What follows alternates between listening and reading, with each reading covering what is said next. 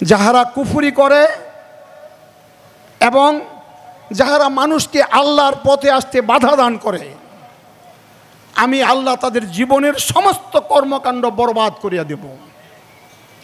2 নম্বর আয়াতে আল্লাহ ওয়াল্লাযিনা আমানু, যারা ঈমান আনলেন, ও আমিলুস সালিহাত, যারা নেক কাজ করবেন। মনে রাখবেন, আমলের আগে আপনাকে ঈমান গ্রহণ করতে হবে।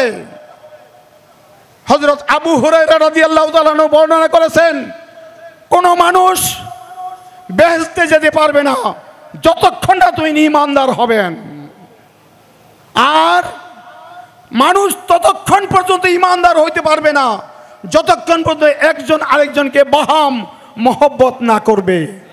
দয়াল নবীজি বলছেন, আমি কি বলে দেব তোমাদেরকে কোন কাজটা করলে তোমরা একজন আরেকজনকে পরস্পরকে মহব্বত করবে? তোমরা তোমাদের মধ্যে সালাম রেওয়াজ করো, সুবহানাল্লাহ, আসসালামু আলাইকুম ওয়া রাহমাতুল্লাহি ওয়া বারাকাতুহু। সূরা মুহাম্মদ আয়াত নাম্বার 2 আল্লাহ বলতেছেন, ওয়াল্লাযিনা আমানু, যারা ঈমান আনলেন, ও আমিলুস সালিহাত, যারা নেক কাজ করলেন, ও আমানু বিমা নুজিলা আলা মুহাম্মাদ ওয়া হুয়াল হাক্কু মির রাব্বিহিম কাফারা আনহুম সাইয়্যাতিহিম ও আসলাহা বালাহুম। এরপরে আল্লাহ পাক রব্বুল আলামিন আল্লাহর দরবার থেকে এই কোরআনুল কারীম আল্লাহর ওহী হিসাবে আমার নবীদের কাছে প্রেরণ করেছেন, সত্য ওহী। এটা যারা বিশ্বাস করলেন, আল্লাহ বলতেছেন, আমি তাদের জীবনের সমস্ত ত্রুটি মার্জনা করে দেব এবং তাদের জীবনকে আমি সুন্দর করে সাজাইয়া দেব। সুবহানাল্লাহ।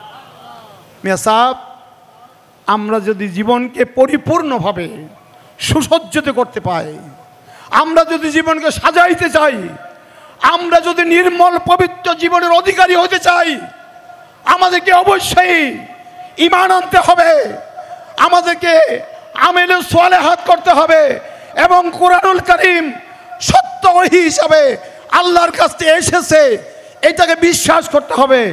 আল্লাহ বলতেছেন, আমি তাদেরকে তাদের জীবনের সমস্ত ত্রুটি ক্ষমা করে দেব এবং তাদের জীবনকে আমি সুন্দর করে সাজাইয়া দেব। সুবহানাল্লাহ।